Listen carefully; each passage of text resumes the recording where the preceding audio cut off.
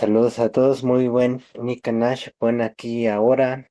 Tenemos este 12 de julio, día 6 dragón, Quack Inish y o Chicuase Cipactli. Ten paciencia, aprovecha las oportunidades, no cedas a las sugestiones y la mentira, verifícalo todo. Y bueno, pues estamos aquí con Frank. Frank, ¿cómo estás? Saludos. ¿Cómo te va? Bien, aquí corriendo un poco porque ya se nos va el tiempo y pues a disposición de ustedes, disculpen compañeros, pero no vi el enlace, estaba yo sentado esperando el enlace.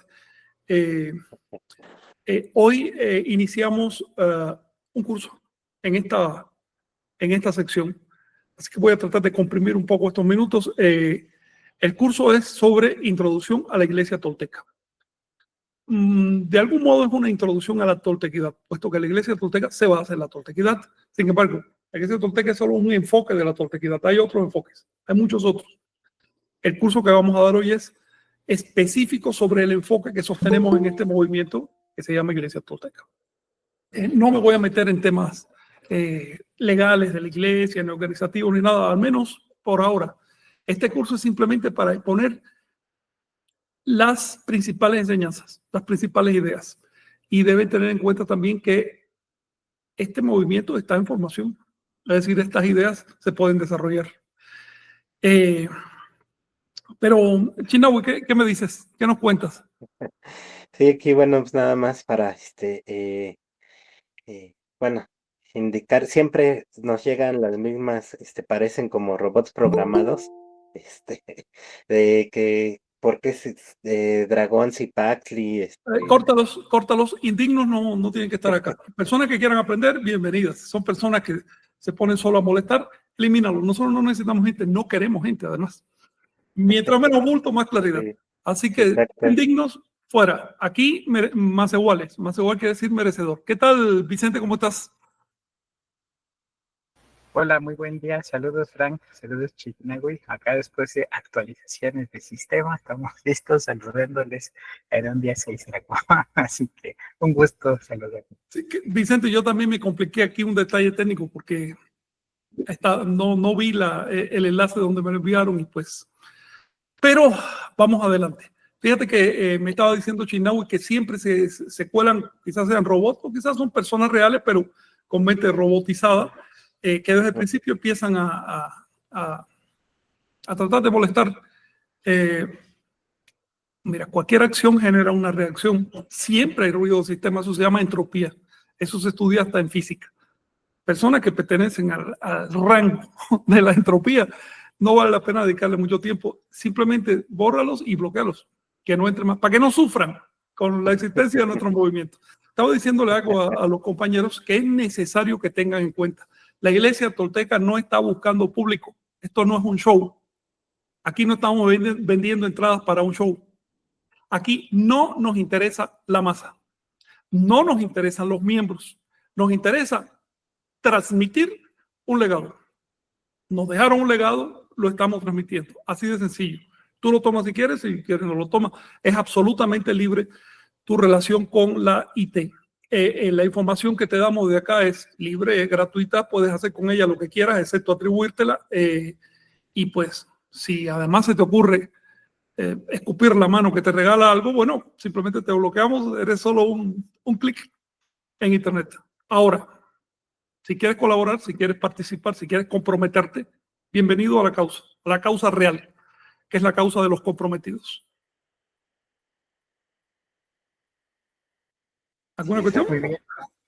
Sí, pues igual si quieres vamos a iniciar para comentar y presentar algunas de las de los elementos, ¿no?, que se han dado en función de esta conmemoración de los 700 años, ¿no?, de la Sí. fundación de Tenochtitlan, y para ello pues es importante tener en cuenta, ¿no?, que igual hay un bombardeo de información que viene derivada de varios intereses, ¿no? Entonces, en este caso, el día de ayer arrancó la presentación de este videomapping que va a estar hasta el día 27 de julio. Van a tener cada día dos funciones. Una va a ser a las 8 de la noche y otra va a ser a las 9:30 ¿no? Es en el Zócalo, allá cayó un tremendo diluvio y pues los valientes que llegaron a este lugar, fueron ahora sí espectadores de este primer espectáculo que se llama Memoria Luminosa. También se colocaron ahí instalaciones hechas, realizadas por un colectivo que eran réplicas de piezas que hemos estado posteando.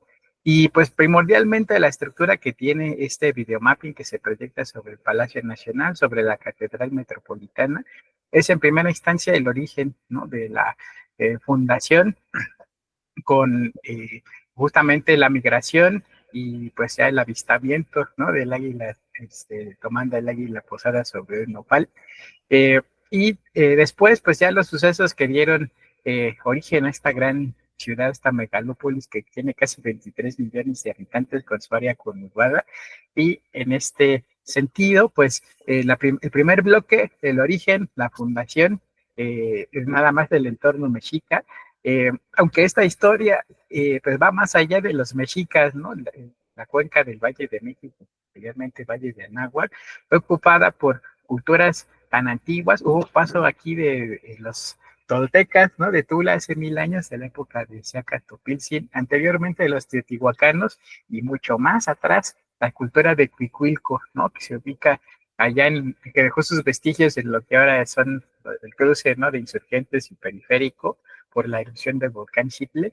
Y pues ya después del el encuentro de dos mundos que fue en las cuadras de aquí del Zócalo, se da el contexto colonial, luego la independencia de México contemporáneo, y pues ya eso es todo, ¿no? En ese sentido, pues vistoso, como decía, entonces para las masas, y si pueden caerle, pues lleguenle, haremos ahí también un reporte, ¿no?, en medida de lo posible de cómo son estos elementos que actualmente se rigen por ahí, y pues bueno, compartirles también que estamos posteando una serie de imágenes. Este amigo Thomas Cole es realmente un tipazo, una persona que con este espíritu colaborativo, ¿no?, que se dio a la tarea de, de presentar, plasmar Tenochtitlan en 3D a través de un sitio maravilloso que es libre, es abierto. En este caso, compartimos porque vale muchísimo la pena explorar. Hizo una labor muy, muy importante en este sitio que se llama Retrato de Tenochtitlan, que vemos en pantalla. Hizo una reconstrucción 3D y pues ha sido quien mejor lo ha logrado con las herramientas que hay en la actualidad y pues con mucho entusiasmo. Él no era ni historiador ni antropólogo, él era programador, es programador y le metió al Blender, un programa de software libre, y pues comenzó a nutrir su propuesta visual en base a mapas, en base a planos, como el plano del mapa de Nuremberg, ¿no?, 1524. Hoy se los presentamos y pues nos dio unas recreaciones excelentes, las más apegadas, ¿no?, a lo que pudo haber sido en aquella época la Venecia del Nuevo Mundo. Inclusive vemos aquí estos paisajes de Tlatelolco y estas pues las verán plasmadas día a día hasta llegar justamente a la fecha del día 26 de julio, y pues realmente alucinante, ¿no?, lo que hizo eh, así pues investigador independiente que pues le pegó al gordo, ¿no? Y pues Sí, ha hecho mucho más que la UNAM, mucho más sí, que el Politécnico, y bueno, aquí también con contribución con SEMO, ahorita a ver si me acuerdo su nombre, haciendo la recreación, ¿no?, del paisaje actual, el que pudo haber sido hace 500 años. Y pues bueno, tomaron de referencia la traza de la ciudad, lo cual es excelente. Y pues bueno, afortunadamente hay trabajo de Semodrón, así lo buscan, así lo encuentran. Este es el Cerro de la Estrella, por ejemplo, con el paisaje de las Chinampas hace 500 años, y pues vaya que ha cambiado, ¿no? Y también su paisaje nocturno. Entonces, es un trabajo literalmente de ensueño que nos transporta. Y pues si ustedes quieren explorar cómo era, les invitamos también a hacer este recorrido por el ensueño, ¿no? Y pues bueno, aquí están estas imágenes, son de crédito Creative Commons, o En este caso, habrán escuchado que hay copyright, copyleft. Bueno, en este caso dice, se puede compartir, atribuyan a quien fue su creador, y en este caso Thomas Cole, y para las imágenes del dron, Andrés Semo García, así es que iba a decir el pronombre. Entonces, son estas imágenes, la colaboración. Explórenlo, les compartiremos material. Pues bueno, esa era así como una introducción, ¿no, Frank? ¿Qué opinas de este trabajo? Está impresionante. He visto poco, pero lo que he visto está muy fiel. Es un trabajo de valor arqueológico y antropológico. Me pregunto de dónde saca ciertos datos, pero se ve que ha estado investigando. Impresionante. Además, con mucha calidad estética también. Se ve que lo está haciendo por amor. Sí. Y así es como salen bien las cosas, cuando las haces por amor y no simplemente por colgarte de un salario de una academia o algo así, no como es lo usual. Sí, pues tomó como base es el mapa de Nuremberg, que bueno, Cortés, 1524, anexa su segunda carta de relación, y pues muestra en primera instancia esta traza, y pues ya después trabajo arqueológico, ¿no? Que en donde se ha también realizado en el año 2021, también hubo un mapeo con varios investigadores delineando los bordes de Tenochtitlan. Entonces, pues tomó varias fuentes y lo llevó justamente a este resultado, ¿no? Que realmente nos deja abierta. Sí, de veras. Es un ejemplo de que se pueden hacer cosas, además con recursos a la mano, sin necesidad de estar esperando grandes presupuestos, ni nada. Se pueden hacer cosas muy, muy interesantes. Sí, Oye, quisiera hacer un comentario sobre el tema del 700 aniversario, muy breve, porque hoy iniciamos curso y ya se nos está yendo el tiempo. Pero quisiera comentar algo. Mira, en Perú, el Estado gira, también en Perú hay un intento de Sudamérica completa, de volver a las raíces para colocar ideas modernas, ¿no? Y el Estado, por supuesto, se basa en los incas, que es lo que conocieron. ¿Por qué se basan en los incas? Porque los incas eran los que estaban cuando llegaron los españoles. En México se basan en los mexicas porque eran los que estaban cuando llegaron los españoles. En otras palabras, sigue siendo digamos, un uso, una apelación a las raíces a partir de lo que atestiguaron los españoles. Oye, ¿hay una conversación por ahí? Sí, se escucha el de ahí, por favor, si le pueden bloquear. Gracias. ¿Ya? Ya. Bien, voy a esto. Todavía existe en Latinoamérica la tendencia a definir el presente a partir de la llegada de los españoles y hasta la actualidad. No existe concepto, por supuesto, ni de Tahuantinsuyo ni Enagua a nivel oficial, ¿no? Pues a nivel de grupos sí, pero aún así da trabajo.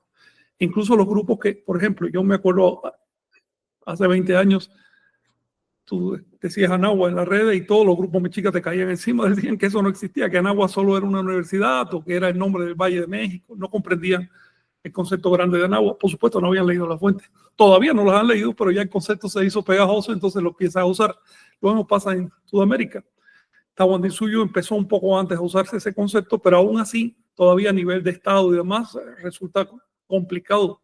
¿Por qué? Porque la identidad de las naciones modernas de América depende de la invasión. Es una identidad reactiva a la invasión. Es decir, no se concibe, ni siquiera se entiende que hubo estados o que hubo historia en el sentido completo de la palabra antes de la llegada de los europeos. Muchos intelectuales de plano dicen que no hubo historia antes que comenzara la lucha de clases, es decir, la historia fue un permiso que dieron los norteamericanos y que dieron los europeos. Entonces, por supuesto, lo que hubo en México fue prehistoria para ellos.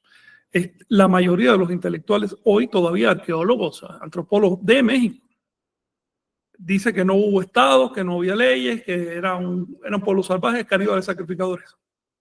Y no lo dicen por conocimiento, lo dicen por ignorancia, porque si uno abre la fuente, ahí están las leyes, están las normativas del Estado y demás. La Confederación de Anagua es una cosa que se deduce y que está expresada en la fuente. Ese es asunto de estudiarlo. Voy a esto. Seguimos conmemorando la invasión española a través de los símbolos que podemos entender como estados criollos, es decir, como usuarios de la cultura cristiana como usuarios del español. Todavía hace falta un gran trabajo para que la gente empiece a entender que los 500 años de que llegaron los cristianos hasta hoy son nada en comparación con los 10.000 años de esfuerzos civilizatorios que hubo en Anáhuac desde que se creó el maíz. Y por supuesto también en Tahuantinsuyo. En otras palabras, falta mucho trabajo por hacer. A mí me parece muy bien que se conmemore la ciudad y demás, aunque la fecha no sea exacta, pero indica un intento, ¿no? Pero me parece peligroso que el sentido de identidad se quede entrampado en los mexicas. Los mexicas no llegaron a 90 años de independencia. Los mexicas son el pueblo más efímero de la historia de Anáhuac y además el que menos influyó en la historia como un todo, porque llegaron al final. Es decir, Teotihuacán se hizo sin saber siquiera que iban a existir los mexicas. Xochicalco, Chichén Itzá, las grandes realizaciones de Anáhuac no tenían previsto a los mexicas ni les importó a los mexicas. Los mexicas simplemente tomaron lo que ya estaba hecho y le dieron tremendo esplendor, pero solo vivieron con independencia menos de 90 años. Eso hay que tenerlo en cuenta. Y en total en Anáhuac estuvieron, desde que se fundó la ciudad hasta que llegaron los españoles, unos 200 años, desde que se fundó la Ciudad de México. Y su presencia, digamos, unos 350 años. En otras palabras, los mexicas no son la muestra de Anáhuac. Si queremos encontrar raíz, si queremos ir al fondo, tenemos que aprender a distinguir los fenómenos superficiales de los profundos. Tenemos que entender, por ejemplo, que los mexicas no crearon nada. El arte lo heredaron, el calendario lo heredaron, la lengua que usaban la heredaron de otros. Es decir, no son el centro de Anáhuac. Yo tengo mucho respeto por los mexicas, no los desprecio. Pienso que son una cultura formidable, pero pienso que es una trampa identificar a Anáhuac con los mexicas, porque te da la impresión de que ya todo está hecho, ya recuperaste la raíz y realmente no estás viendo nada. Si los mexicas no hubieran estado ahí cuando llegaron los españoles, hoy no estaríamos hablando de los mexicas, el país no se llamara México, se llamara como el que hubiera estado, el que le tocó. Yo les invito a dejar de gravitar, dejar de orbitar el fenómeno de la invasión. La invasión no es lo que define a Anáhuac. Lo que define a Anáhuac es su esfuerzo civilizatorio de milenios. Y por eso es que insistimos en este espacio en hablar de Anáhuac, de darle el nombre que le dieron los antiguos. Para los que piensan que si es un nombre náhuatl no lo puedo decir, bueno, denle el nombre que les dé la gana. A mí la verdad me da igual. Pero mientras le digan México, están usando un nombre náhuatl. Así que esos pruritos y eso de estar colando el mosquito y tragándose el camello, como decía Jesús, pues no tiene sentido, no contribuye a las raíces. ¿Tienen algo que comentar antes de entrar directo en esta clase? Sí, pues que les invitamos a consultar las fuentes, ¿no? Ahora sí, lo que posteamos y nada, todo cuestiónenlo, vean, verifiquen, comprueben, contrasten, utilicen este método dialéctico, bueno, análisis, exploren, descubran, pues sean toltecas, mujeres y hombres de experiencia propia, y pues ahí nos encontraremos, ¿no? Algo Chignavi ya para arrancar. Sí, bueno, aquí dentro de todos tus comentarios acertados, Frank, bueno, pues así vemos mucho esa línea que sigue el gobierno, ¿no? Para tratar de darse como una identidad de que somos muy buenos, entonces reconocemos que hubo en la fundación de esta ciudad y pues ahora lo manejamos de este modo, ¿no? Entonces, pues, es como esa línea que se manejan sin dar profundidad a los sentidos de las cosas. Tampoco pueden, Y, sin agua, y ujú, tenerlo en cuenta. Finalmente, la función de los gobiernos criollos no es tampoco rescatar las raíces, es mantener un estado de cosas, mantener un poco de orden.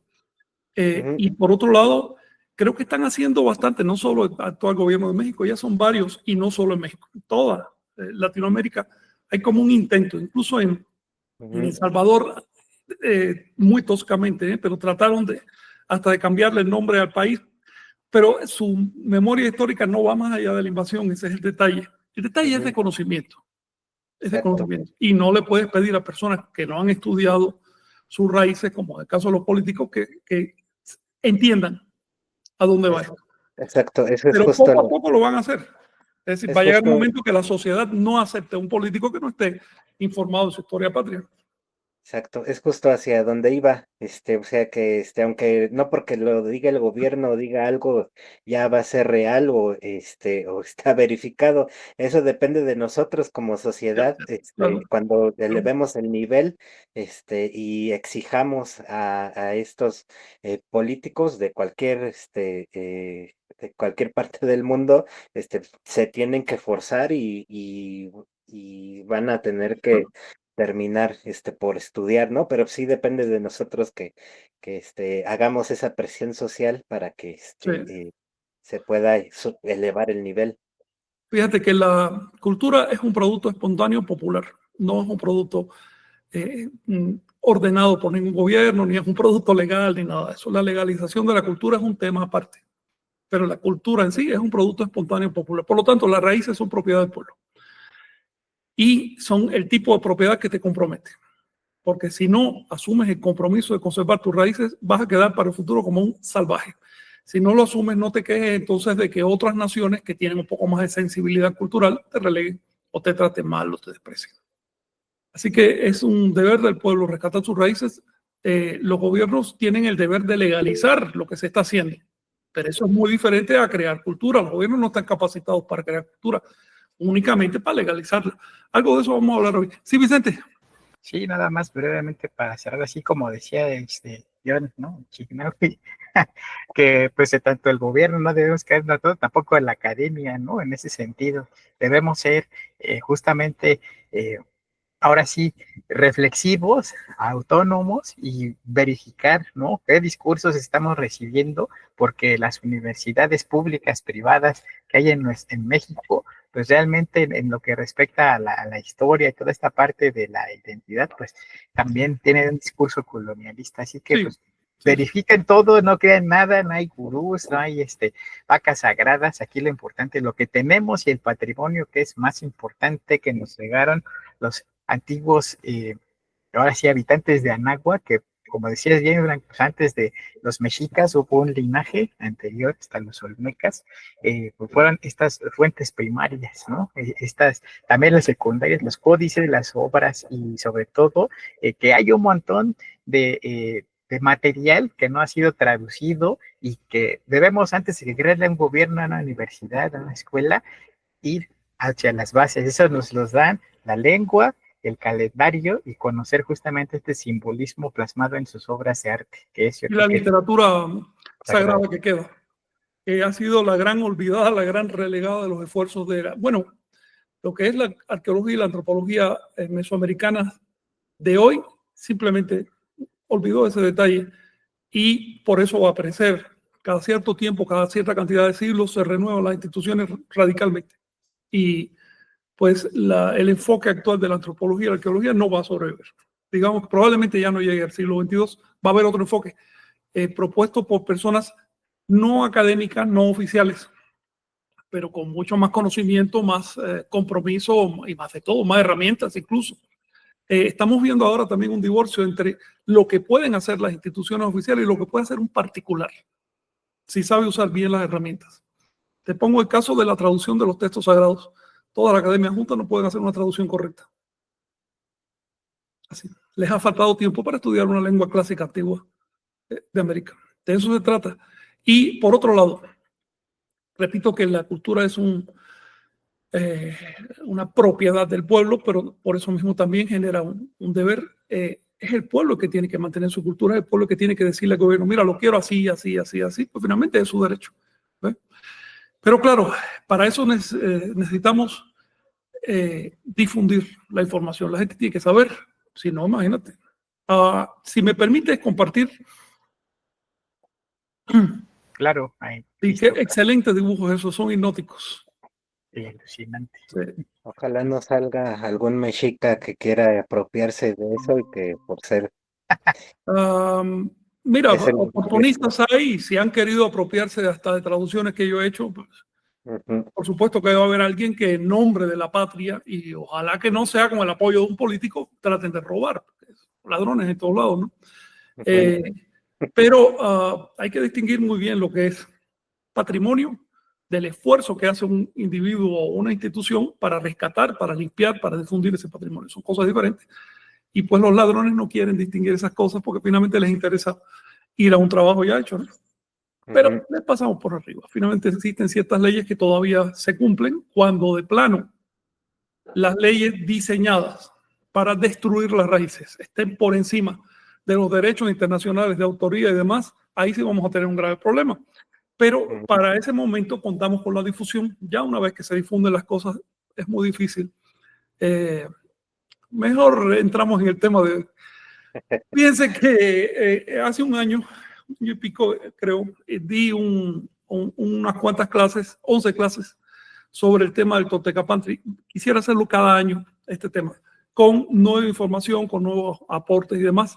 Toltecapantli es el nombre que le di a un conjunto de, digamos, reglas ideológicas y organizativas concernientes a la Iglesia Tolteca. Es una obra de formación. Le he pedido a los compañeros que apoyen. Ha habido apoyo de un grupo de, digamos, de ministros de la toltequidad o de simpatizantes también, que han comentado de manera privada, me han estado diciendo cosas, y también grupos que hemos sostenido en privado, y así se ha ido conformando de alguna manera esta obra. El Toltecapantli significa regla tolteca. Pantli quiere decir bandera, puente, elevado, altar, y también regla, reglamento.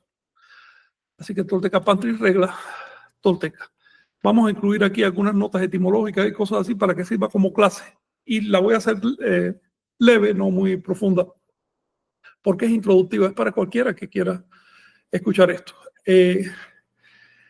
Fíjense que digamos, fundamento de todo este asunto, ¿cómo empezó todo este asunto? Empezó hace mucho tiempo. Fue cuando la serpiente plumada diseñó la toltequidad. Cuando digo serpiente plumada me refiero a los profetas de la serpiente plumada. No estoy hablando de una serpiente con plumas literalmente, ¿ok? Sacamos ese pensamiento infantil. Así que no se trata de serpientes con plumas, se trata de personas que llegaron a un estado de conciencia al que, por metáfora, los anahuacas le llamaron serpiente emplumada. ¿Qué quiere decir la metáfora de la serpiente emplumada? Bueno, pues un animal que es un reptil y que de pronto aprende a volar, es decir, se libera de la materia, se libera del peso. Entonces, serpiente emplumada quiere decir liberado espiritualmente. Eso es una serpiente emplumada. Por eso también le llaman Shoshouki, quiere decir el liberado, el reverdecido. La serpiente plumada se ha manifestado muchas veces en la Tierra, miles y miles y miles de veces. De manera pública, pues no tantas veces, pero el estado de conciencia es el mismo. Y en América se recuerdan muchos de estos profetas. De hecho, recordaban 8,000 manifestaciones de la serpiente plumada. 8,000. De ellas, al menos 20 por nombre propio. Y de esas 20, 5 en un tiempo ya histórico. Es decir, que se sabe la fecha en que nacieron, sus padres, todo lo que hizo y demás. Por lo tanto, el mito se fundía en la historia sin un corte. Es normal, lo mismo nos pasa a nosotros, le pasa a la cultura occidental, le pasa a la cultura bíblica. Empiezas hablando de historia y terminas en los mitos del Paleolítico, ¿no? Ahora bien, la serpiente plumada creó la toltequidad. La toltequidad es la enseñanza de la serpiente plumada. Toltequidad, bueno, podemos definirlo técnicamente como un estado de organización de las instituciones y las costumbres y demás. Pero en un sentido más popular, toltequidad es la enseñanza de la serpiente plumada, son los consejos que dieron esos profetas para vivir bien, para vivir mejor. En la toltequidad es un conjunto de principios. Principios que permitieron a los anahuacas vivir durante milenios, no solo sobrevivir, sino vivir en todo sentido, crear arte, crear cultura, desarrollar, tener expectativas durante milenios en un estado de aislamiento. Siempre digo esto porque no se puede minimizar el impacto de vivir en aislamiento. Una persona aislada ni siquiera tiene personalidad. Si uno viviera solo en una isla no tendría ni nombre, no tendría lengua. Una civilización aislada es un milagro, porque para que una cultura aislada llegue al estado civilizatorio sin tener influencias ni retos externos, tiene que haber pasado algo muy grande. Y para que se sostenga durante milenios, bueno, hablamos de una improbabilidad tremenda, tremenda. Ese caso solo se ha dado 2 veces en la historia conocida de la humanidad, se dio con Anáhuac y se dio con el Tahuantinsuyo. Las civilizaciones del viejo mundo no tuvieron ese problema porque se apoyaban mutuamente, se conocían entre sí, por lo tanto no estaban aisladas. Pero las Américas sí, las Américas no dependían una de otra. Tenían que solucionarlo todo. En esas condiciones sobrevivir es un milagro. ¿Por qué sobrevivieron? Porque tenían un principio cultural superior, que es la toltecayo. La toltecayo aparece en América, no aparece en el resto del mundo. En el resto del mundo aparecen las creencias religiosas. Es una cosa diferente. Pero la toltecayo no es un conjunto de creencias religiosas. La toltecayo es un conjunto de prácticas, de conductas. Tú sigues determinada conducta en determinado orden técnico y llegas a determinada realización, con independencia que creas o no creas o que da igual. Son cuestiones absolutamente prácticas. Eso es la base de la toltecayo. Sobre esa base práctica que deriva del nahualismo, como es obvio, los toltecas bordaron un conjunto de creencias y demás que ya eran cosas propias. Por ejemplo, el calendario es un conjunto de creencias sobre cómo se debe organizar el tiempo. Algunas creencias ya no tienen sentido hoy, pero otras son muy útiles. Entonces, la serpiente emplumada o los profetas de la serpiente emplumada crearon los principios del ser tolteca y los heredaron a los pueblos de Anáhuac y del Tahuantinsuyo, no solo acá. Sabemos que eso fue así, primero porque queda recogido en la fuente de Anáhuac, que lo dicen con total claridad, y segundo por los efectos de eso. Si no hubiera habido ese grado de organización tolteca de la sociedad, que nada tiene que ver con una dictadura, sino con otro principio. Si no hubiera existido ese grado de organización, se hubieran extinguido más o menos a los 3 siglos de hacer el primer esfuerzo de civilidad. Las civilidades que no llegan a la toltecayo o dependen de otra o se extinguen. No tienen más. Por lo menos no ha habido en la historia ningún caso que no sea así. La toltecayo tiene también una vocación universal y lo dicen las fuentes de Anáhuac. Dice, porque en toda la tierra se escucha tu nombre, has ofrecido la toltequidad a los seres humanos. Así más o menos dice uno de los cantos náhuatl. Es decir, la toltequidad no se diseñó para dejarla, no es un asunto étnico. No es, yo tengo determinada raza, determinado, y hablo así, y soy... No. La toltequidad es un principio universal, solo así funciona. Es todavía más universal que el cristianismo o que el budismo. Porque el cristianismo y el budismo se basan en Jesús o en Siddhartha, que fueron personajes históricos concretos de un pueblo, pero la toltequidad ni siquiera se basa en eso. La toltequidad se basa en principios cósmicos. Los profetas de la serpiente plumada aparecen en todas partes. El hecho de que sea universal es para nosotros una orden. Nos compromete a llevarlo a toda la tierra. Eso es lo que estamos tratando de hacer como iglesia tolteca. Hace 5 siglos la toltequidad se ocultó debido a la invasión cristiana y hoy está renaciendo. Quiero decirle que ese ocultamiento casi la mata, casi desaparece. Pero no desapareció por completo. Hemos visto ejemplos muy gratos de la persistencia de los principios toltecas. Y pues aquí estamos. Si tienen algo que opinar. Sí, Franco, y bueno, como bien comentas, la toltequidad es una práctica también y es el arte de vivir según Molina, ¿no? Lo relata en el siglo XVI y que la tolteca como tal también en el contexto académico, histórico, arqueológico, antropológico, pues es un invento que se dio en el siglo pasado con el hallazgo justamente de este sitio, Tula Xicucotitla. Pero si nosotros nos metemos a las fuentes, vemos justamente que tolteca, que su significado pues, también se le atribuye como el artista, va más allá de las fuentes nahuas, también se ubican en las fuentes mayas y se le da justamente este valor. O sea, el tolteca es la persona formada justamente con este arraigo en la toltecayo, en la práctica, vivir en la práctica integral. Y no solo a este periodo que fue hace 1000 años, ¿no? Que tuvo su esplendor, de donde partió Seacatopiltzin, que sacó a hacer su aventura a todo el Anáhuac, ¿no? Llevando justamente ese mensaje y este modelo que funcionó y que hizo posible la revitalización de los mayas y de sitios maravillosos como el propio Chichén Itzá, como Uxmal, la propia creación de Mayapán, con el nombre con el que ahora conocemos a los mayas. Entonces, es importante remitirnos más allá de las fuentes de los inventos, como es también en este caso Mesoamérica. Igual se inventó ese concepto a mediados del siglo pasado y pues ahora se pone así como una piedra, así filosofal, ¿no?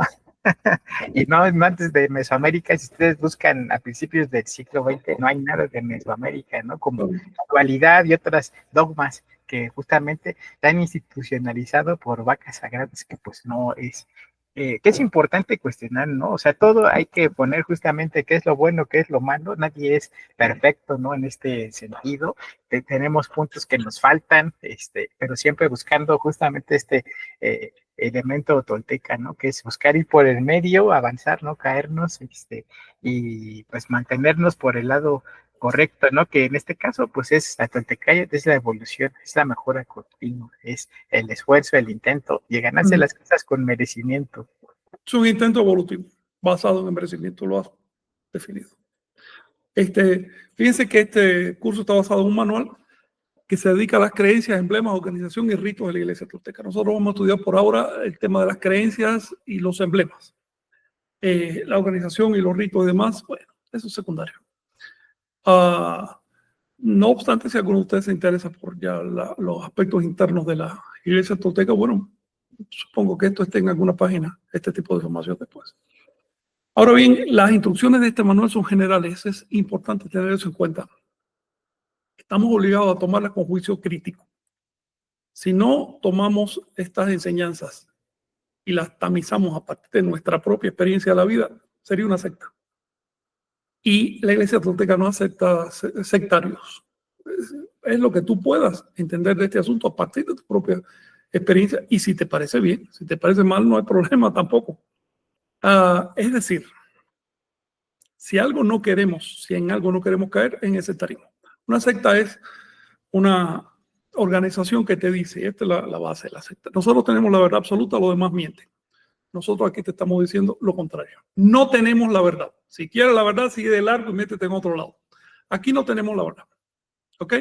Así que si andas buscando la verdad, hay un montón de iglesias por ahí. En México hay 30,000 iglesias. No, 10,000 iglesias legalizadas, 30,000 iglesias cristianas en el mundo, no sé cuántas musulmanas. Puedes meterte en cualquiera de ellas, todas ellas te prometen verdades.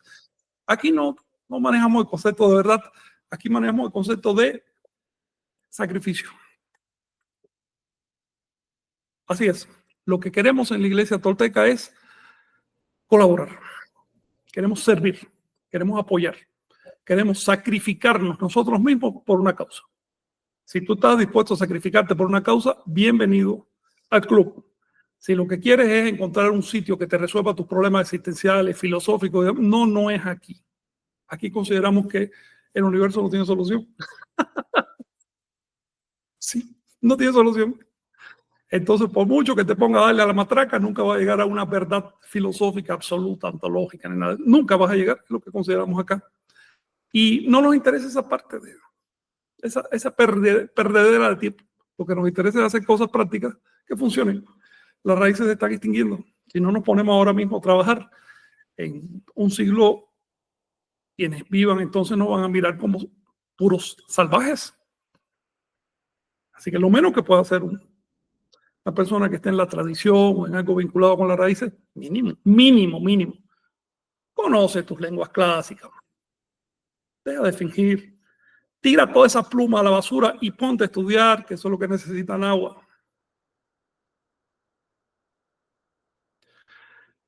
Yo quiero agradecer a los miembros del Círculo Ministros de la Toltequidad por los aportes que hicieron. Quiero decirles que todos están invitados a colaborar en la construcción de esta normativa y a opinar si les gusta, si no les gusta. Y ocasionalmente surgen ideas muy buenas y las podemos desarrollar por acá. El tema 1 que vamos a tocar es la palabra Macehual. Esta palabra es la que define lo que queda de las creencias de Nahuatl. Fue impactante para nosotros llegar con los mayas Cruzop y encontrar que ellos se llaman así Macehuales.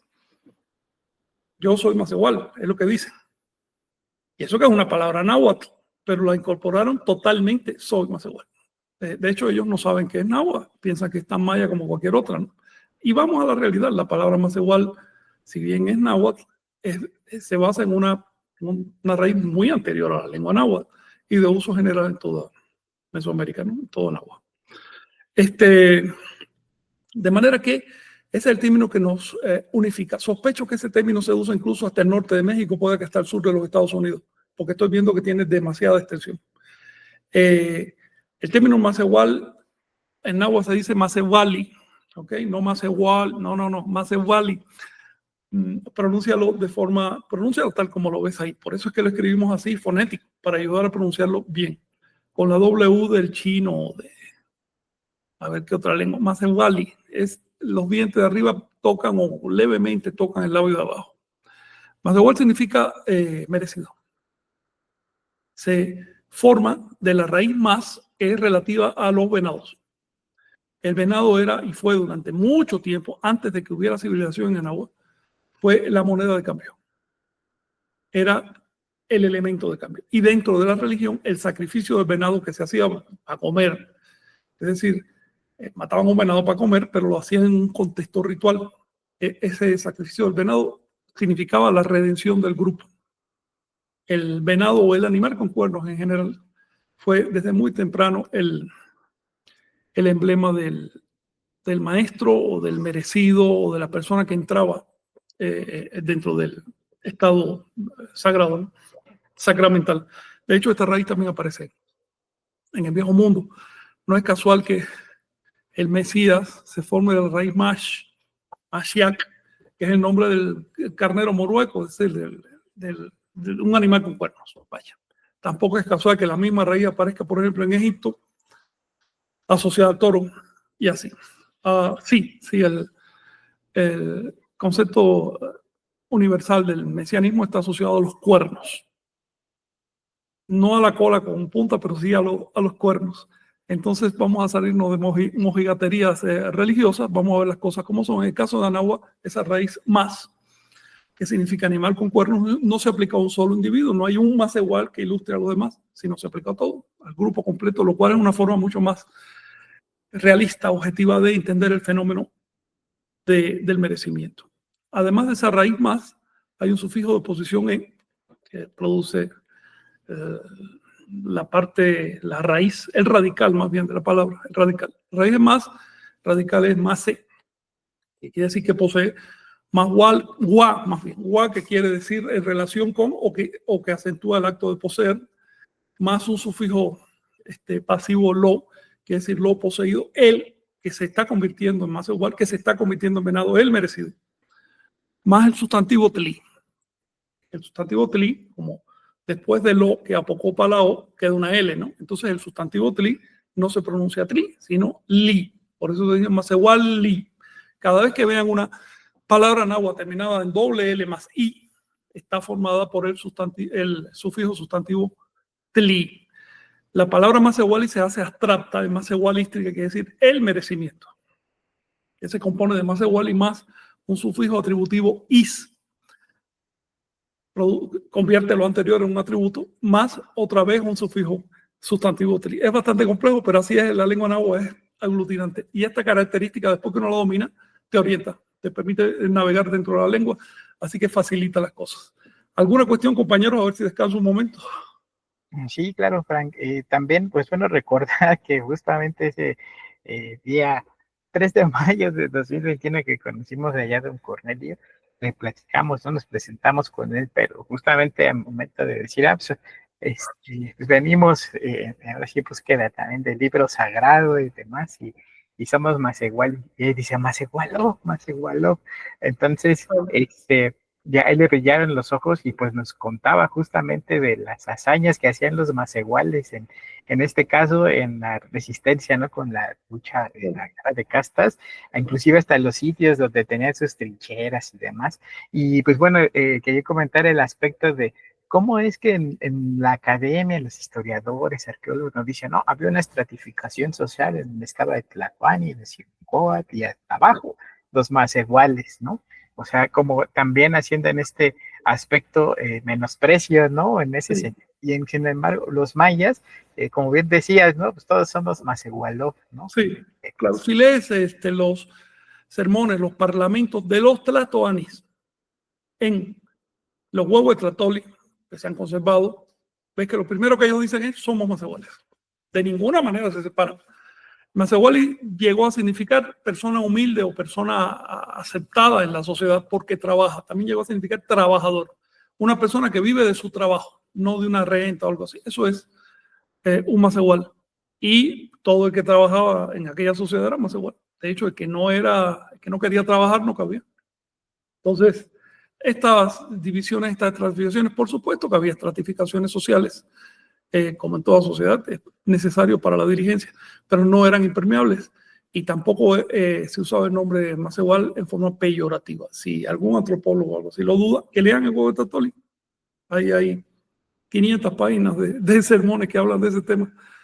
Que lo lean en náhuatl, de ser posible. Pues si ya traducido, imagínate, tú estás a expensa de lo que traduzca cualquiera, ¿no? Continuamos. Fíjense que Macehual es quien honra el sacrificio personal de los profetas de Anáhuac, conociendo, practicando, actualizando y desarrollando sus enseñanzas. ¿Qué significa esto? Macehual es una persona que merece. ¿Merece qué? ¿Se hace digno de qué? Pues del sacrificio de los profetas. ¿Cómo? ¿Cómo se hace digno de ese esfuerzo? Emulando ese esfuerzo, ayudando ese esfuerzo, contribuyendo. Eso es un Macehual. Una persona que crea. Eso es un Macehual. Por eso, cuando se usa la palabra Macehual, no se usaba así de manera accidental en el pueblo, significaba trabajador, alguien que está creando. En el caso de la iglesia tolteca, Macehual es quien conoce primero para saber de qué se trata, porque en la iglesia tolteca no se acepta gente que no sepa de qué se trata. Después practica, porque no es solo saber intelectualmente, llevarlo a la práctica y ver si funciona o no. En tercer lugar, actualiza la enseñanza. ¿Por qué? Porque si tú te quedas trabado en una enseñanza que se diseñó hace siglos o milenios, no vas a reflejar las condiciones actuales, te vas a tratar de imitar las condiciones de hace tanto tiempo. Estaba viendo unas personas ahí que querían sacrificar una vaca porque la Biblia dice que hay que sacrificar. Señores, eso fue hace 3.500 años, porque en ese momento se comían la vaca, ahora ya no es así. La misma Biblia te dice, yo no quiero sacrificio, quiero misericordia. Ese pedacito se le olvidó, quieren sacrificar una vaca para que regrese el Mesías. En el caso nuestro tenemos que actualizar cualquier enseñanza, por perfecta que nos parezca. Cada cierto tiempo que revisarla. Es como la ortografía de la lengua. Si no actualizamos la ortografía, por muy fonética que sea hoy, en 500 años eso ya no va a ser fonético. Te lo aseguro. En 200 años ya va a haber 1 o 2 cambios. Y eso se van a ir acumulando. Y lo mismo pasa con las enseñanzas toltecas. Adaptarlas a las necesidades reales. Imagínense, por ejemplo, que es posible que en lo que queda de siglo, digamos, haya una gran intrusión de la inteligencia artificial o de los robots, de quién sabe cuánta cosa, la biotecnología en nuestra vida. Puede que cambie hasta nuestro ser genético. Puede que nos convirtamos literalmente en otra especie. Puede que nuestra vida cotidiana sea sumamente diferente de la que tenemos hoy. Pues hay que adaptar las enseñanzas toltecas, ¿o qué? ¿Vas a querer seguir vistiendo con una manta tejida a mano, con un nudito en el...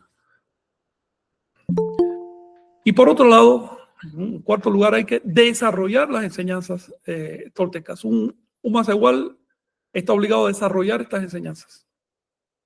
¿Por qué? Porque los profetas de Anáhuac no sacaron las enseñanzas de un estado sobrenatural, sino que las crearon, las desarrollaron. Para honrar ese esfuerzo, nosotros tenemos que intentar por lo menos seguir ese desarrollo. Te pongo un ejemplo de lo que es desarrollo. Todos nosotros heredamos una lengua. Digamos que heredamos el español. ¿Bien? Y aprendimos cuántas palabras sabe cada uno de nosotros. En promedio, entre 7 y 10 mil palabras, usamos 5.000 cotidianamente. Bien. Cada una de esas palabras fue creada por alguien. No bajó del cielo. No salió de una piedra, no la dijo un animal. Fue creada por alguien. Y fue canonizada por un grupo. Cada una de esas palabras en su momento fue una mala palabra o una mala pronunciación de una lengua anterior, que no era el español. ¿A dónde voy con esto? ¿Cómo honras ese esfuerzo creador que nos permite comunicarnos? Bueno, inventa, aunque sea una palabra útil, no una pesadez, una cosa útil. Detecta un fenómeno psicológico, social, científico, climático, lo que te dé la gana. Que no tenga nombre, ponle nombre. Detecta un fenómeno que haya que expresar con un conjunto de palabras, con una oración, porque no tenemos términos específicos, y ponle nombre. ¿Ves? O adopta una palabra de una cultura antigua o de ajena que sea necesaria para la nuestra. En ese caso, estás entendiendo el esfuerzo que da crear y estás siendo un merecedor del esfuerzo de los creadores. ¿Alguna cuestión, compañeros?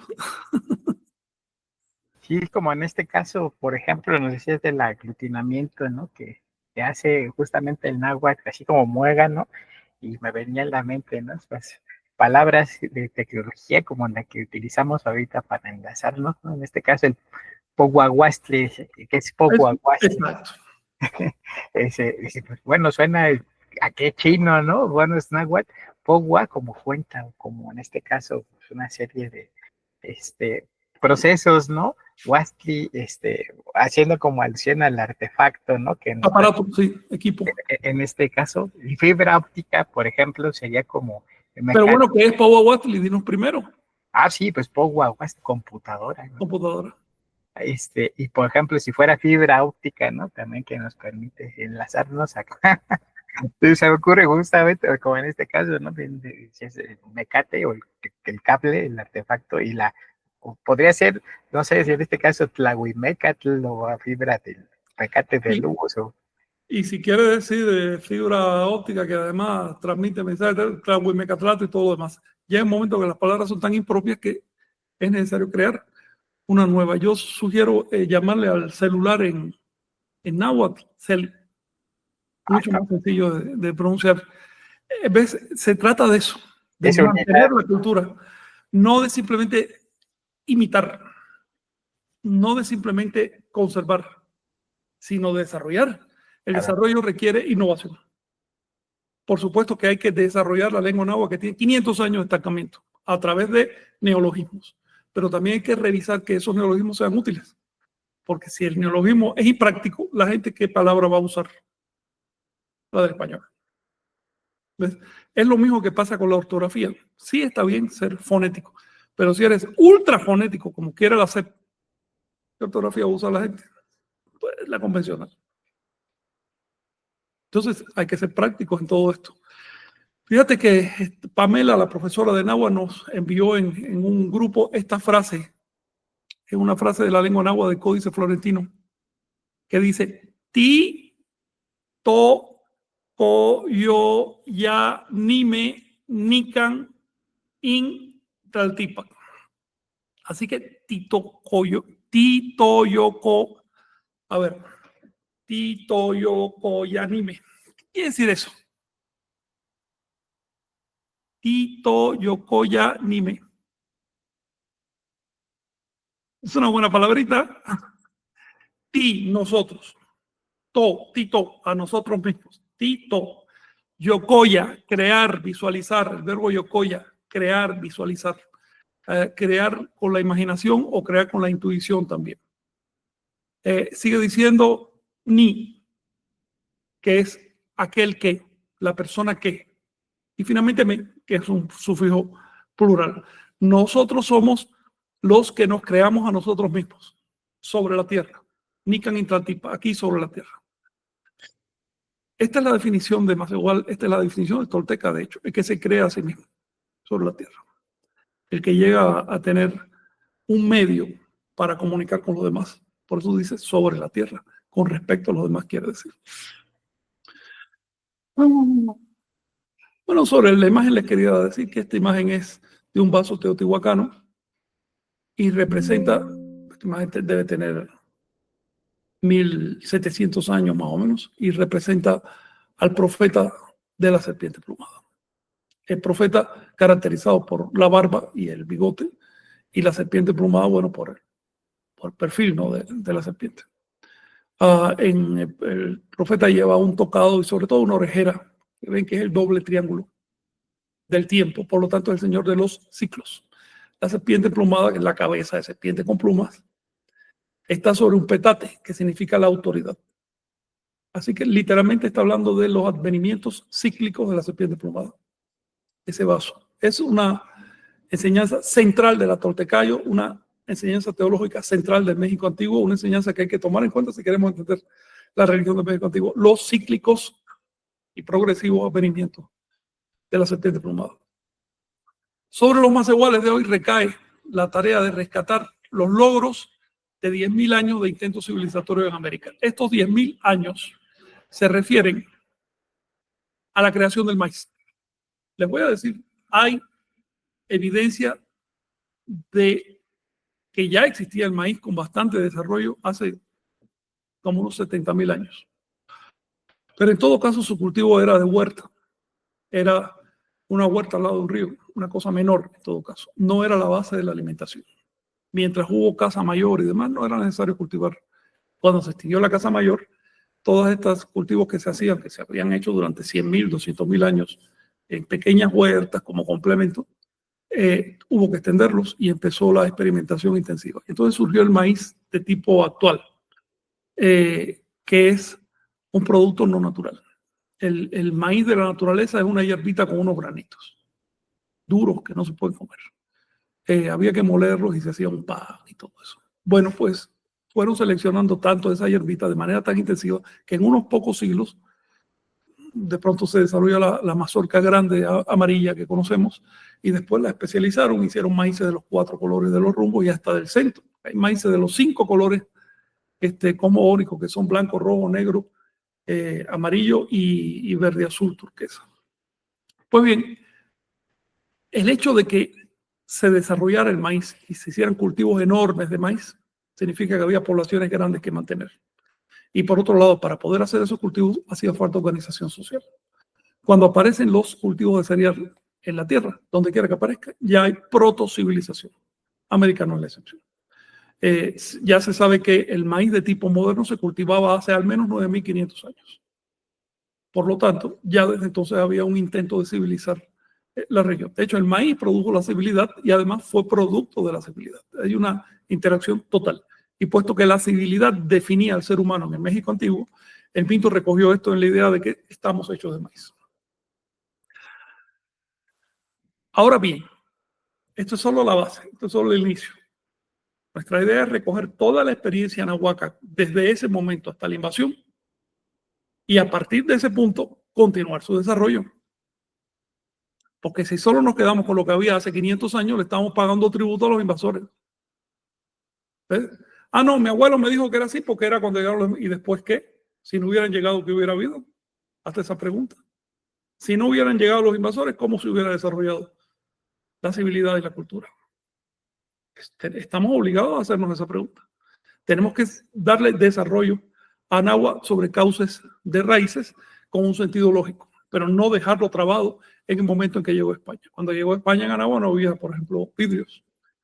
No se usaba la rueda así para transportes.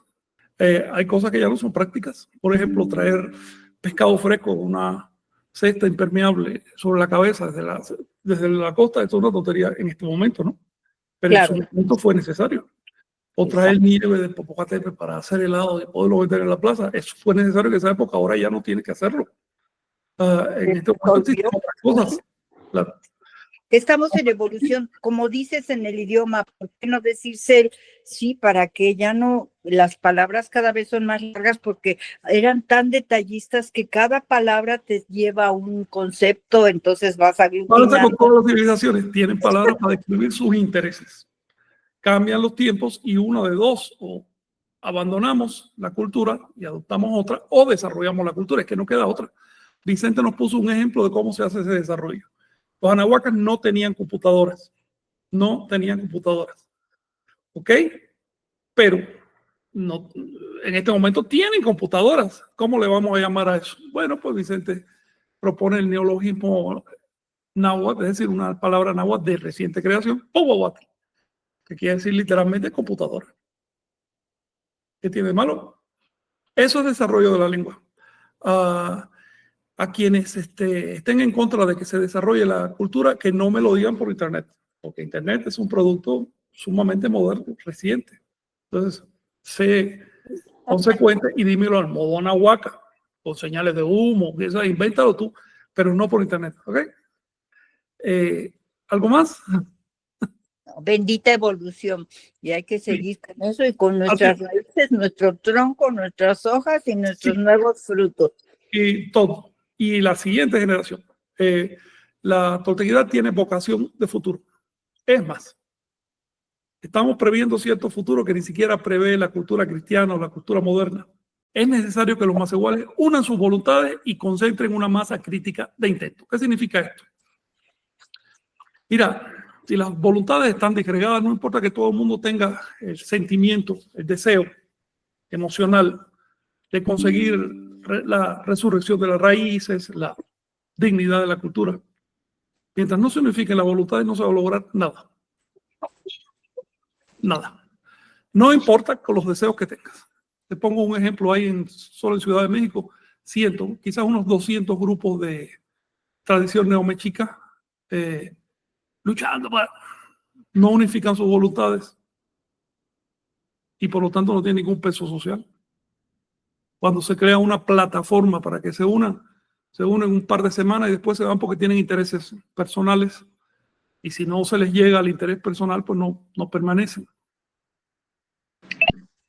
Esos son como los consejos que existían antes, que ahora no hay consejos de gente, no hay unión, estamos como particionados. A ver, la unidad de las tradiciones se mantuvo hasta fines del siglo XX. Ya en este momento no hay en la zona náhuatl. En la zona maya sí se conserva, pero va a desaparecer dentro de poco si no se hace algo hoy. Las voluntades no se unen porque cada grupo, cada persona, cada líder está viendo primero sus intereses particulares y después lo de náhuatl. Lo náhuatl es lo de menos. Están usando náhuatl como escalón para treparse, para ver si pueden resolver algún interés personal. Y por supuesto que eso no lleva a nada. Eso va a ser perder y perder y perder energía hasta que le llegue la rueda. Así de simple. ¿Cómo unificar las voluntades? Para unificar las voluntades primero tenemos que ver algo, tenemos que percibir algo en el ambiente que nos exceda a nosotros mismos. Un principio de unidad que esté por encima de nosotros mismos. Quien no es capaz de percibir eso no sirve para esta causa, es simplemente un relleno cultural. Todas las civilizaciones, todas las culturas, todos los proyectos, todas las religiones que han triunfado lo han hecho porque un grupo de personas fue capaz de anteponer intereses colectivos a los personales. Es tan simple que da miedo decirlo. Pero hay que repetirlo porque estamos viviendo en un momento tan egoísta y tan individualista que los intereses de una persona están por encima incluso de cualquier clase, de cualquier cosa. ¿A dónde vamos a llegar con esto? No me quiero quejar, pero bueno, es necesario que los macehuales unan sus voluntades y concentren una masa crítica de intento. Este concepto, la verdad, adopto la frase de Carlos Castaneda. Masa crítica. Él no le decía de intento, pero se refería a eso. Es decir, cuando el intento llega a un punto crítico. El intento podemos entenderlo como el calor, digamos. Cuando tú empiezas a subir el calor en una masa de agua, hay un punto crítico en que empieza a hervir y cambia de estado de agregación. Ya no es un líquido que tiende a hundirse, sino que es un gas que tiende a expandirse. Es decir, adquirió propiedades gracias a la inversión de energía. Eso es lo que va a producir una masa crítica de intento. De antemano les digo algo, y esto es un principio de la iglesia tolteca. La iglesia tolteca finalmente es un formato externo para difundir las prácticas nahuálicas. Esa es la realidad. Y las prácticas nahuálicas se resumen en ensueña. El ensueño produce la cantidad de energía que hace falta para conseguir una masa crítica de intento. Si un conjunto suficiente de personas en la sociedad da ese paso a ese estado de conciencia, es inevitable que su radiación contamine a los demás. Poco a poco los demás van a ir observando que hay un punto de radiación, que hay un punto focal y se va a empezar a alinear, se va a empezar a polarizar hacia ese punto. Esto incluso está medido, los sociólogos ya han medido. Si conseguimos que las raíces interesen a un 10% de la sociedad, ese 10% se va a imponer al otro 90%. ¿Por qué? Porque ese 10% está orientado tiene un sentido, tiene un porqué. El otro 90% es amorfo, tira para donde quiera. El otro 90% no se pone de acuerdo. Entonces nunca va a poder competir con un pequeño grupo que sí se pone de acuerdo. Con este propósito, con el propósito de guiar y concentrar una masa crítica de intentos, surge la Iglesia Tolteca, que es una comunidad de practicantes basada en la fe tolteca. Como ya ustedes saben, la fe tolteca consiste en las enseñanzas de los maestros de Anáhuac. La Iglesia Tolteca no es la única institución que busca rescate de las raíces ni nada de eso. ¿Bien? Así que sacamos de ideas ególatras. La Iglesia Tolteca es una más. Solo lo está intentando. ¿Cuál es la opción? Por un lado, tenemos la posibilidad de organizarnos. Por el otro lado, seguir desorganizados. No hay un tercer punto, no hay un término medio. O desorganizado o organizado. Si nos organizamos, tenemos dos opciones. Hacer una organización clandestina, que no tiene sentido porque no estamos haciendo nada en contra de las leyes sociales, o bien hacer una organización legal. Si la organización es legal, tenemos en México tres opciones. Hacer una AC de carácter cultural y eso hay cientos de miles en México, no funciona. Tenemos la opción de hacer una asociación política nacional, que para eso se requiere cierta cantidad de gente y demás, y que te obliga a hacer ciertos pactos. Nosotros no podemos hacer esos pactos. Y la tercera opción es una asociación religiosa. Son las únicas tres que nos dan. Nosotros hemos elegido la que nos corresponde. Las personas que critican esto son de dos tipos. Las que lo hacen por envidia, que dicen, coño, eso debía hacerlo yo y no se me ocurrió o no pude. Y las que no han entendido estas disyuntivas, estas alternativas que estoy planteando acá. Son muy claras y son muy sencillas y además están expresadas en la ley. Así que es asunto de conocer también la sociedad donde nos movemos.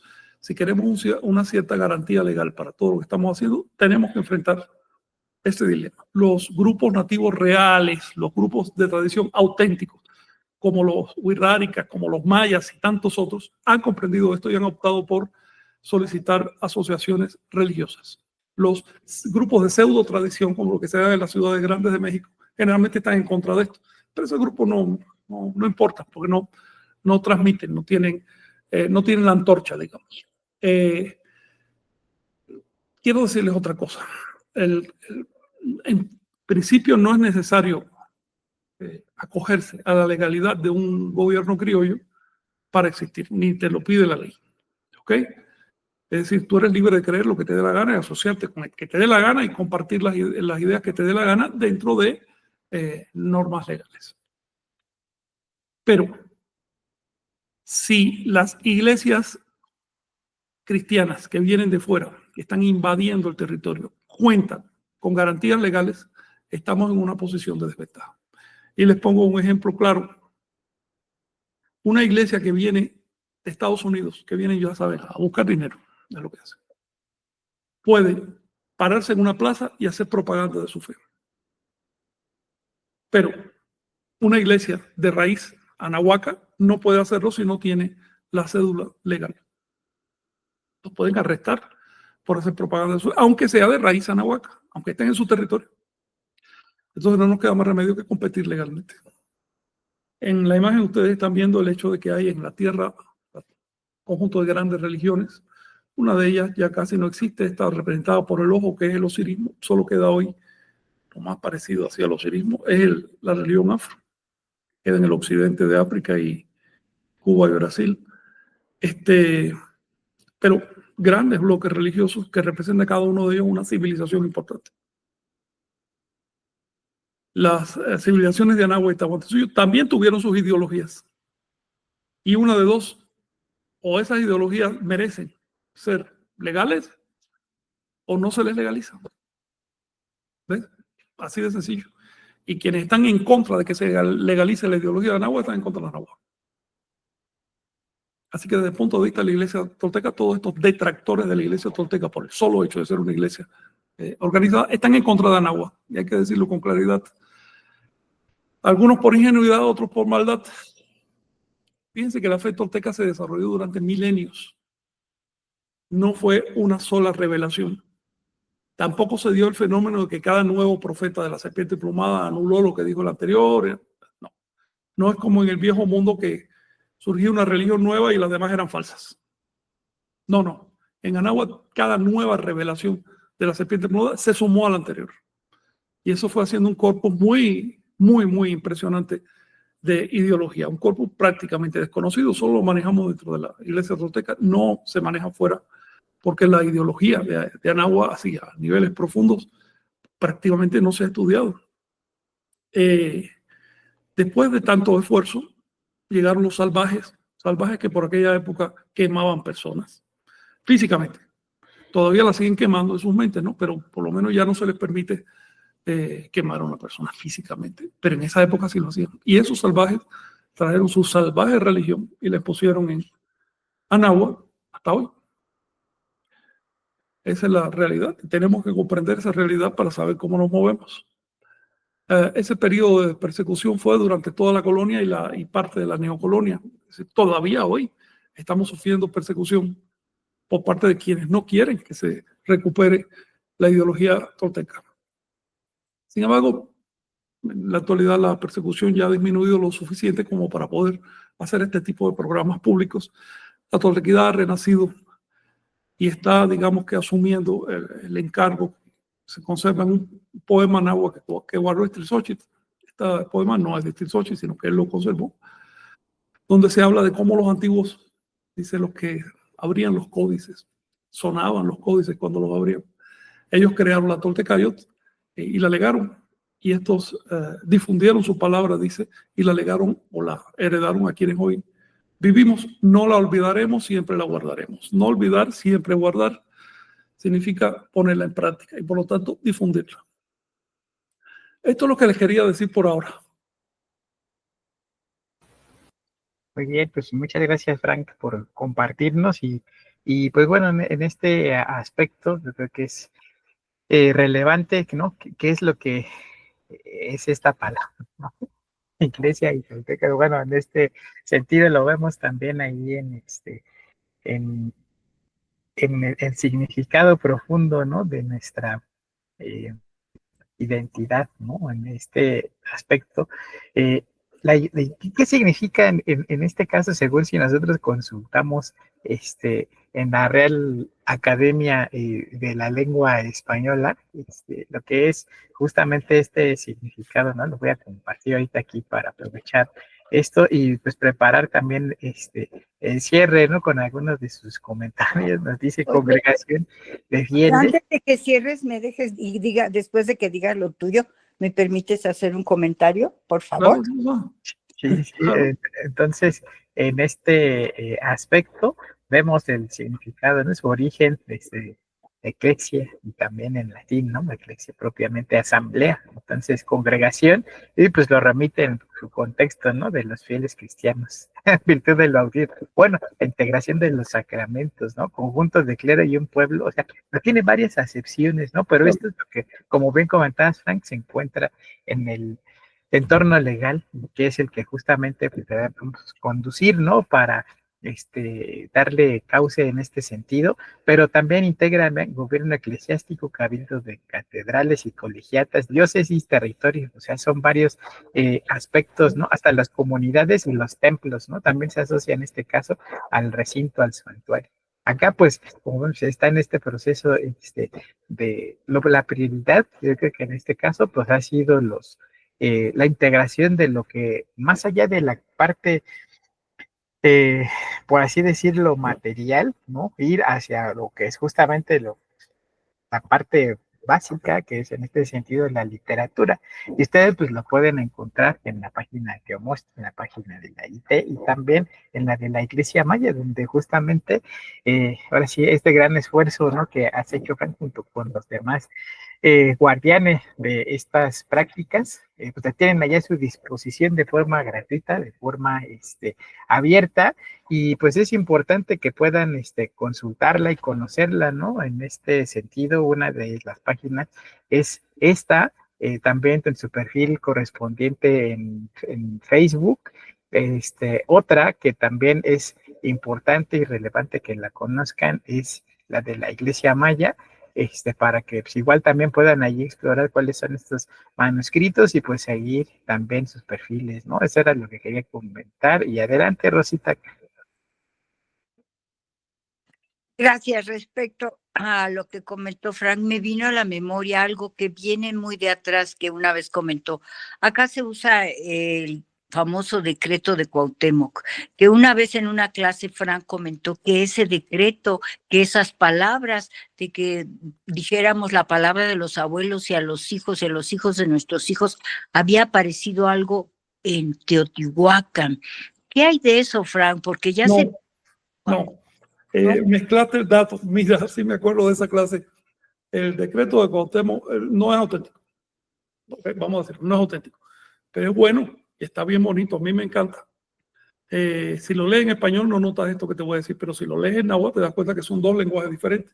Un pedazo de ese decreto aparece dentro de la obra de Sahagún, Códice Florentino. Un pedazo, varias frases, un pedazo largo, el núcleo del decreto. Y en ese momento, en esa obra, no se le atribuye a Cuauhtémoc, ni mucho menos. Es un parlamento, parte de un huevo de Trattoria. En otras palabras, la persona que hizo esta cosa, que esta cosa no es antigua, no es de tradición, esto se vino a hacer hacia 1947, si mal no me acuerdo. Esta persona agarró de aquí y de allá, cogió el núcleo de náhuatl clásico de Sahagún, le pegó una introducción y una conclusión en un náhuatl mucho más moderno. Todo esto se puede analizar, pero que está bonito.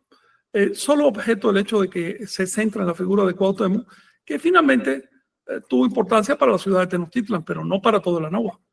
Cuauhtémoc, hay que tener en cuenta, fue de los nobles, por decirles nobles, ¿no? De los dirigentes mexicas que se quedaron de brazos cruzados mientras los españoles masacraban a los sacerdotes de Cholula. Entonces, a ver, Anáhuac está representado por los profetas de la serpiente emplumada. Y las profecías de esos profetas quedan recogidas ahí en los libros de Chilam Balam por montones. No es una sola hoja, son cientos de hojas de profecía. Y eso es lo que nos anima a nosotros. Dicho esto, con todo respeto, porque la persona que hizo esta cosa y se la asignó, se la atribuyó a Cuauhtémoc, tenía buena intención y lo que salió es bastante bueno. Sin embargo, el hecho de que pase como una consigna original indica que hace falta estudiar náhuatl. Una persona que estudie la lengua no se deja confundir. Así Sí. Eso es sobre la consigna. Digo, lo he abrazado muchos como neto y verdadero, pero a mí lo que me entusiasma de ese es la idea de que tenemos que unirnos y que nuestros hijos de nuestros hijos y nuestros hijos sepan la... Pues, tenemos que unirnos sobre la verdad, uh-huh. Sobre la veracidad. Eso es un principio. En cuanto la necesidad de unirse se va por encima de la necesidad de ser honesto, de dirigirnos a las raíces, de hablar con lo que sabemos, de no hablar de lo que no sabemos, entonces la unión ya no tiene sentido. Por ejemplo, un grupo de delincuentes pueden unirse, pero esa no es una unidad cualitativa, no es una unidad que no sirva para nada. Así que la unidad es una herramienta. Hay algo previo, hay algo mucho más importante, que es el rescate de las raíces, conocer las raíces, practicarlas, vivirlas, imbuirnos de ese esfuerzo cultural. Entonces ya después nos unimos y creamos una masa crítica de intento y demás. La iglesia tolteca surge al final de un largo esfuerzo.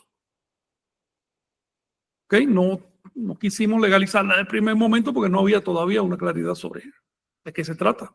Ahorita sí, pero es un escalón, tampoco es el fin. Así que aquí mismo estoy diciendo a quienes vengan después, la iglesia tolteca solo es un medio. En el momento que la conviertan en objeto de culto, perdieron de vista el origen. Perdieron de vista lo que la motivó. Es solo un medio. Y solo un medio útil en el contexto actual de la legalidad mexicana. Porque si cambia esa legalidad, pues quizás ya no sea útil tener una iglesia, ni mucho menos. ¿Por qué usamos la palabra iglesia? Porque es la que marca la legalidad. Así de sencillo. ¿Por qué no usamos la palabra en náhuatl? Porque la ley está escrita en español. Si tú quieres que usemos una palabra en náhuatl, nosotros encantados. Cambia la ley. Después que tú cambies la ley, nosotros usamos la palabra en la lengua que tú escojas. Pero si la ley está en español y tú no protestas por eso, entonces hazte un favor y no estés molestando, ¿no? Hay otra razón por la que usamos la palabra tolteca y es para molestar. ¿Cómo? ¿Ves? Para molestar a la gente, claro. Si estás en tu zona de confort, de autocomplacencia, no vas a evolucionar. Solo vas a pensarlo, pero no, estoy demasiado cómodo aquí. Sigue la cama. Necesitamos punzar esa inercia. Y la punzamos de 1000 maneras, ¿eh? Una de ellas es usando una palabra que provoca reacciones negativas, incluso a mí. Una palabra que me obliga a pensar por qué estoy usando esa palabra. Iglesia. Iglesia. Particularmente en mi historia personal es una palabra que me produce mucha molestia. Tengo que trabajar con eso, es mi asunto. Si a ti te produce molestia, es tu asunto. Sí. Entonces también la usamos por eso. Una tercera razón es porque esa palabra nos ha servido, nos viene muy bien como filtro, ¿verdad, Chinawi? Ujú. Sí, claro. Sí, se asusta, ¿no? Bueno, así el grueso de la gente que llega primero a decir por qué iglesia, no tienen cabida en la mente de que pueda haber algo más allá de lo cristiano, ¿no? Ya cuando, o sea, son como robotitos, ¿no? Que siempre llegan los cristianos, a decir por qué usas esa palabra. Después llegan, los anticristianos, ¿por qué usas esa palabra? Después, o sea, los haces pensar que hay algo más allá de lo cristiano y les estalla la cabeza, ¿no? Los que Este, piensan bienvenidos, los que no pueden ir, los que les estalla la cabeza, que se vayan a otro lado a molestar y finalmente lo usamos porque nos da la gana. exacto, no son, los cristianos no son dueños de las palabras y Así bueno, es. pues también hay. El que quiera cambiar esa palabra, que haga lo suyo. Tiene Ujú. que cambiar mucho. Dicho esto y con toda humildad, si hay razones para cambiar la palabra o se cambia la ley, ya no hay que usar esa palabra o algo así, encantados. No estamos amarrados a esa palabra. Igual hay que cambiar, pero por otra en castellano, pues dices, ¿qué onda? ¿No? ¿Pero por qué? Sí, por ejemplo, en lugar de iglesia, congregación, o en ¿Pero lugar, por qué? Como ya, usan los testigos de Jehová, ¿por qué? ¿por qué vamos a seguir usando? Pues porque esto se habla ahorita, lo que necesitamos es hacer que la gente conozca nuestro idioma, nuestra lengua, nuestras raíces. Y para eso lo vamos a hacer con otra palabra en español. Ese es un círculo vicioso donde Es un está. círculo vicioso. El problema no es lógico, no es racional, no es intelectual, el problema es emocional. Sí. Pero aquí estamos caminando. Aquí estamos caminando y de eso se trata, es el intento. Sí. Gracias, Frank. Gracias a ti. Y bueno, pues vamos Sí. a comenzar a saludar a todos los que han estado acá con nosotros, Reyes Estrada, también Nahual Tun, saludos con afecto y respeto a los Temacianitzinime de la Iglesia Tolteca, eh, nos comenta Ashkan Chicuase Zipactli y Miguel Rivas, muy contento de estar en compañía de todos ustedes este día Ikei, tercero de la fiesta de los señores, con el quinto señor nocturno como acompañante, gracias. A ver, Miguel, esto ya es demasiado. Tú podrías hacernos el favor, no sé cómo esté tu conexión, pero algún día, algún sábado más que otro, al principio, poner esta cantidad de cosas, porque es que Miguel está llevando unas tablas muy perfectas que hizo. Él lo ve en sus tablas, ¿no?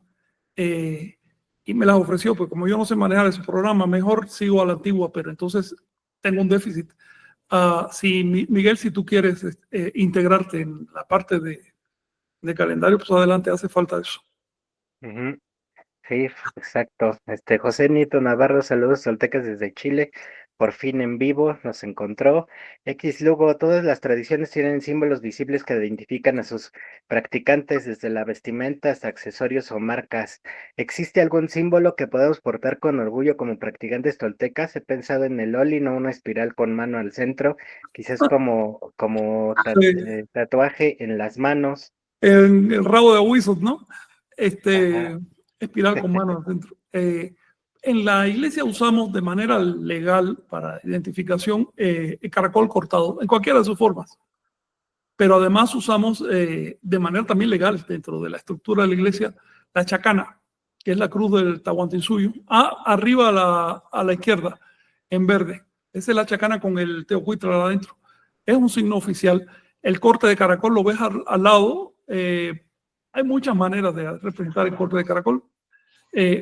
sobran símbolos en Anáhuac y todos nos identifican. Pero el de la comunidad, a ver, ¿qué identificaba a un tolteca hace 500.000 años? Generalmente era el caracol. Ese era el emblema que usaban, que es el emblema particular de los profetas de la serpiente emplumada, un caracol cortado. Sí. Y a mí me parece bien porque no compite con las cruces de los cristianos, ni con los chakras de allá de la India. ¿No? Sí, adelante. Sí, muy bien. También a Juan Filo, qué gran trabajo del compañero escultor digital. Ese es un gran ejemplo de cómo el arte y los nuevos medios son herramientas para seguir manteniendo vivo el conocimiento. Sí. Y Eh, hacerlo atractivo, que es importante eso, entender el lenguaje que se expresa. Cada 700 años las academias quiebran por eso, porque no dominan los nuevos lenguajes, entonces ya no comunican a los jóvenes. Pero estos muchachos que están usando estas cosas, mis respetos. ujú. Sí, sí, hace notar la diferencia, ¿no? Y el nivel de calidad en la organización que había y que carecemos en la actualidad. Sí, es la parte central de México con respecto a su periferia, es la diferencia entre Anáhuac y lo que hay ahora. Sí, sí. La organización Sí. exacta y después todo Y el este, caos. el caos, las pajas mental que hay. Mm, Bueno, también el mismo Juan Filo, me gustaría merentaran con algunas piezas en las que estoy tratando de integrar el lenguaje y el conocimiento en algunas de mis piezas. Pues, si nos escribes ahí por el grupo sí, de Facebook de Universidad Tolteca, sí, pues ahí podemos tener esta orientación, ahí te sí. O podemos platicar. difusión, si quieres hacer Exacto, difusión, también. sí, en un momento. Recuerden todo, Tolteca en esencia significa artista. Por eso a mí me parece muy bien difundir lo que se puede del arte. Ujú. Sí, sí, hablando de eso, nos mandaron una pieza, ¿no, Vicente? Que pusiste ahí. Bueno, no sé si nos puedes platicar un poco de esto, de los alumnos de la UNAM, pero también del compañero que mandó su arte, ¿cómo expresó él? Humilde. Ah, sí, Arte más igual. Arte más sí, igual. sí, es que hicimos una convocatoria, agradecemos para quienes se han sumado y han participado en ella, y en especial acá nuestro hermano Tolteca, o por así llamarle, que nos hizo justamente esta colaboración acerca de, pues bueno, una concepción, ¿no? El René Milán Seattle, también obra crisálida de obsidiana.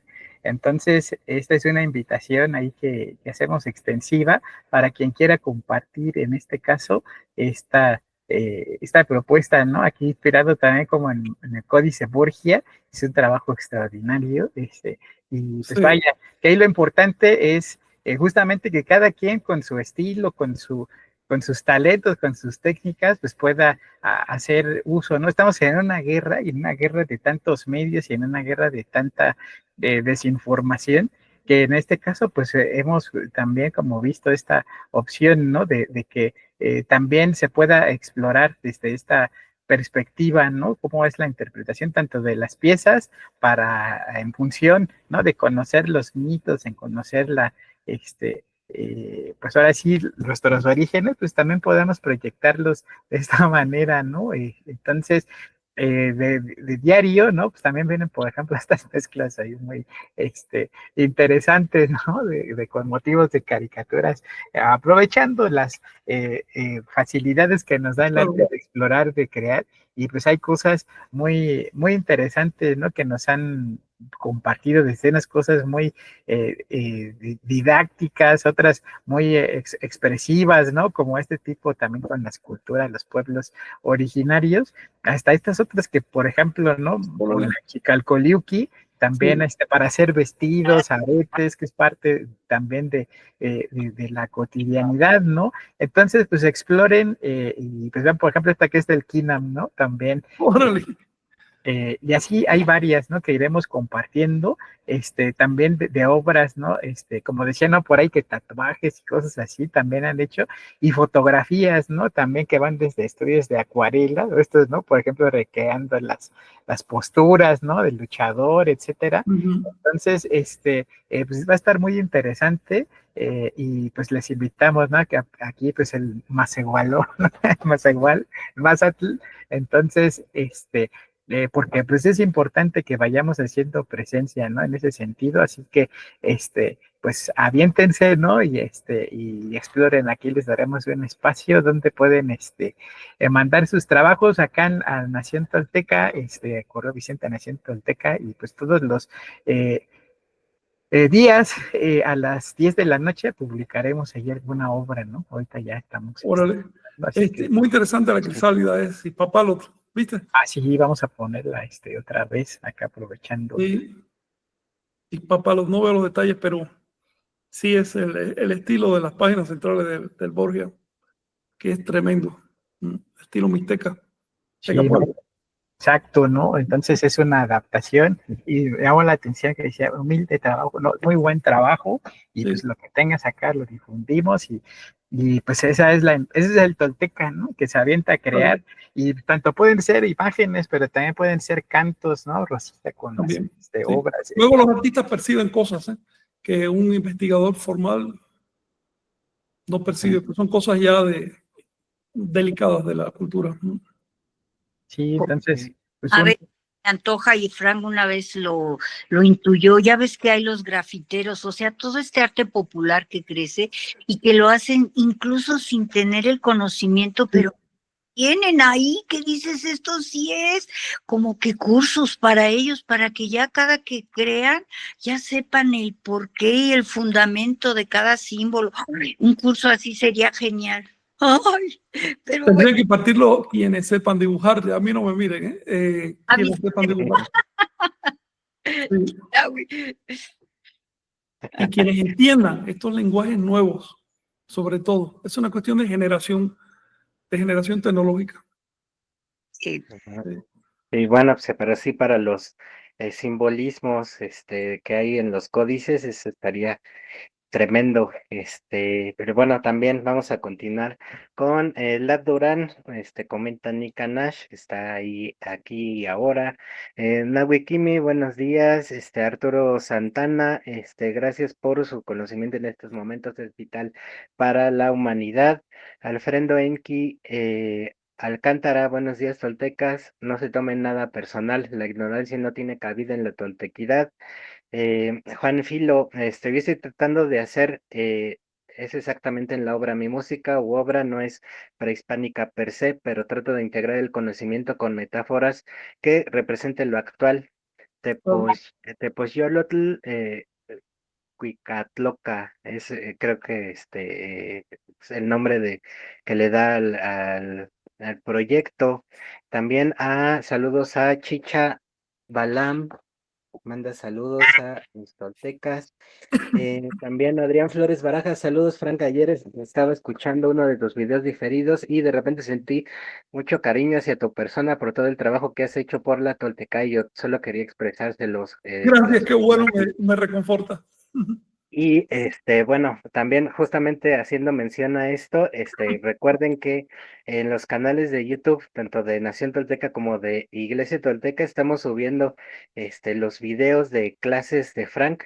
Ya está el video de matemáticas vigesimales, ese lo transmitiste en pandemia, pero justamente como los empezó a borrar YouTube, había hecho el respaldo de esa información para que ahí lo podemos ver en Tolteca Tlacohualistli, está al final.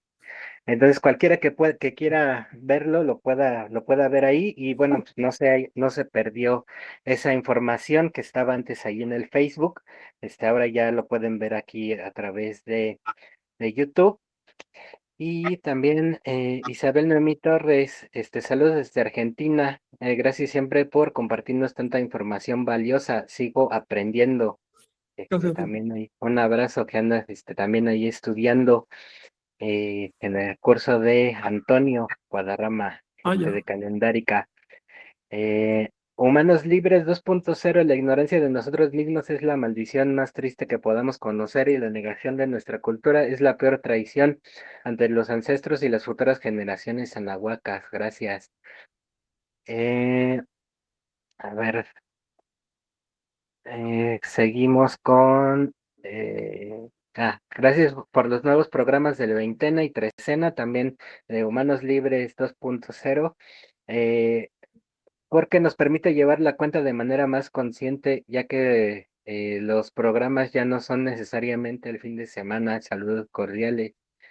Y también nos comenta, iglesia o eclesia es de cierta manera una apropiación cultural que nos sirve para conformar nuestra organización. Al final de cuentas es la asamblea Claro. y el significado que nos Sí. interesa. Internamente le llamamos movimiento. Movimiento. La iglesia es una Ujú. imposición, no, en este caso no una apropiación, una imposición cultural, pero así funciona, ¿vale? Y la verdad, palabra por palabra, da lo mismo, siempre que funcione, pero internamente le llamamos movimiento o algo así. Ahora, Ujú. si mientras la palabra iglesia cree ruido, está haciendo un buen trabajo. Exacto. También saludos a Daniel Camacho que anda por acá. Ahí por ahí también se gustan seguir sus publicaciones, sus obras artísticas están tremendas. Sarkan Ome Cuautli, felicidades por el esfuerzo y dedicación. Eh, Salvador Mendoza, muchas gracias por compartir. Antonio Lambíes Cardona, saludos desde Menorca, España. Un saludo hasta allá. También, comentarles que el día 20, nos invitó, Rosa, Shuguti al Peñón de los Baños. Va a haber un encuentro ahí, una práctica de Kingdom con Anabel. Es el 20, estaremos publicando el punto de reunión y pues, la información. Pues, nos va a comentar sobre su tesis que hizo. Ella es bióloga y bueno, pues ahí están todavía algunos restos arqueológicos. Les estaremos haciendo la publicación. Y también ya para cerrar, como parte de esta serie de programas referentes al Toltecapantli, igual si pueden ver el perfil de Nación Tolteca, hay dos videos nuevos, que son cortitos, que están basados justamente en esto. El primero, habla de qué es de Quetzalcóatl, y el segundo, igual habla de que es un tolteca, justamente, duran poquito, se han visto mucho, ahí está el de que es un tolteca, para que lo puedan ver, dura como unos 30 segundos, algo así. Entonces, es una breve explicación basada justamente en el Toltecapantli, sobre lo que es ser tolteca, que no es etnia, aquí por ejemplo, las diferencias aparentes, que es lo mismo, es sencillo, igual justamente para poder orientarnos un poco, y aquí ya se regresa, ¿no? Pero bueno, son esas capsulitas breves que, Saludos, ahorita. digamos, más van a ser para, mira, y ahí está el otro, ahí está es exactamente. Aquí habla de Cocolcán, Quetzalcóatl, tomando justamente de ahí, del Toltecapantli. Entonces, para que puedan llamar la atención, ¿no? Claro, A está la muy bien. gente, y bueno, aquí a través de esta serie de programas vamos a estar profundizando sobre esto que ya se hizo. Entonces, pues también para que tengan un poco más de información. Y bueno, pues también saludos a Juan Álvarez, muy, gracias por sostener el intento, saludos toltecas, y no sé si tengan algo más para cerrar. Yo por mí ya. Muy bien. Rosita, saludos. Gracias, me quedé con la duda de si los elotes se hicieron aquí, se fue generando. escogieron los colores de los rumbos, rojo, blanco, azul, a propósito. Digo, ay, Tú hablas del maíz, ¿no? sí, del maíz, el elote, la mazorca. El elote, te entendí, el ocelote. Oye, ¿te parece si lo platicamos, si mantienes ese tema, porfa? Porque está muy interesante y sí me gustaría hablar de eso. Pero en otro momento. Sí, ahorita ya. Va, gracias. Gracias, Rosita, Bueno, gracias, Frank. Gracias. nos vemos. Saludos, Tolteca. Saludos.